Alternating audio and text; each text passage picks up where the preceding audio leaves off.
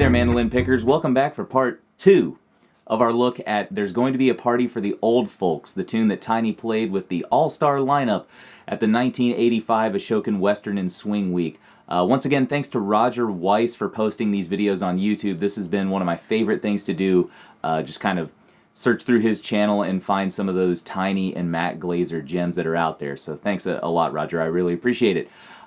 Today we're looking at the second break that Tiny plays on this tune. He takes one, and then there's an extended kind of passage of solos that people kind of trade, and then it comes back to Tiny, and boy howdy does he unleash the Tiny-isms on this one.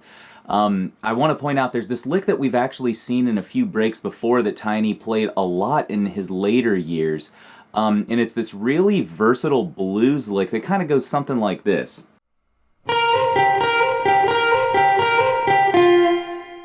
It's one of those kind of fancy filler licks that works really well over a dominant 7th chord to give you like a grungy, bluesy, almost rock and roll or rockabilly-ish kind of sound. So keep an eye out for that lick in there. There are also some really cool framings of that 3-5-7-9 lick that we've talked about in Tiny More Tuesdays past as well.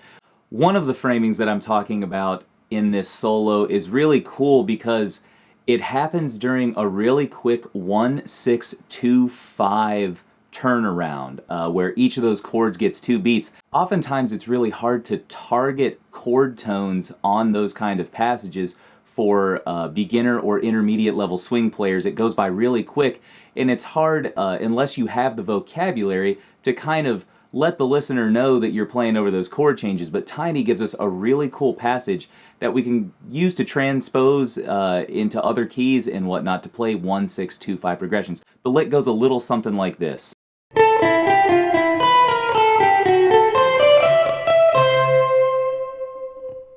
Did you catch that in there, that 3-5-7-9? So he doesn't quite, he uses a passing tone before he hits to the 9, so it's almost more like a 3-5-7-8-9, right? Or 3-5-7-1-9, however you want to look at that. So keep an eye out for that one, and kind of maybe try and put that in some different keys. I find that it's really great to steal Tiny's licks to kind of navigate my way through some of these really quick, tough jazz chord changes. Alright folks, before we go ahead and dive into the breakdown, if you wouldn't mind clicking the subscribe button below and the like button on this video, that will be a great way to support my Tiny More Tuesday and other video work here. If you like these videos, that's just a great way to keep them coming.